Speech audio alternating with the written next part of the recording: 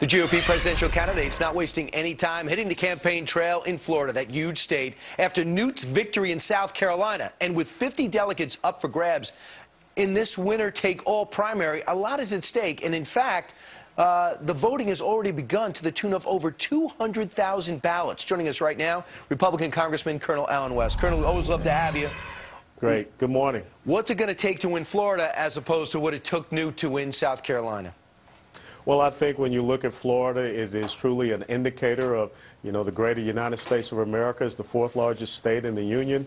It's very diverse. When you go from northern Florida down to where I reside in South Florida and the Keys, you're going to have to be able to show the contrast between your vision for this country and that of President Obama. And I think that what the candidates should really do is focus in on the fact that last Friday was the third year of the inauguration of President Obama, and start asking people that simple question that Ronald Reagan asked: are you better off now than you were 3 years ago? And start drawing a contrast with major economic factors like gas prices, gallon of milk, even a carton of eggs, things that the American people can understand. Well, how about this? Right now, the AP poll has Mitt up 40 to 28 to 17. So 28 for Newt, 40 for Mitt, and 17 for Rick Santorum. Some say by Tuesday that could be a dead heat. What do you think? Well, it'll be interesting because you can't get out there and go to every state in Florida.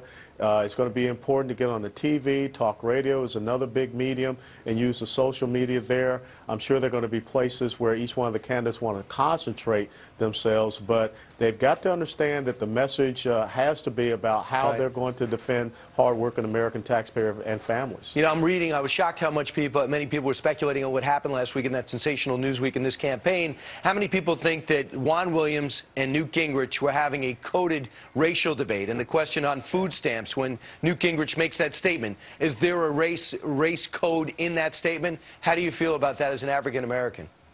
Well, there is no race code. It's a fact.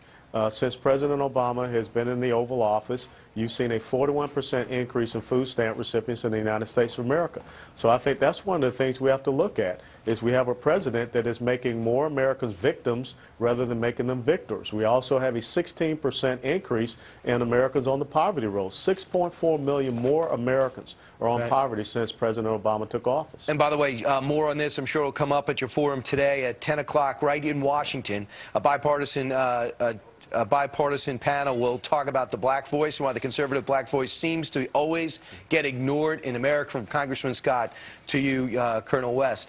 Now, I got to bring it to the Speaker of the House. He was on Fox News Sunday yesterday, at which time he indicated that there is no schism within the Republican Party, even when it came to the payroll tax. What's your reaction to that?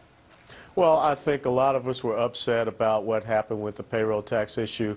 We passed a good piece of legislation that would have extended that for an entire year, and something came back from over the Senate, where the Senate Republicans agreed to, for 2 months. And I think there was a breakdown in understanding policy versus politics, and I think that is something we're going to have to correct.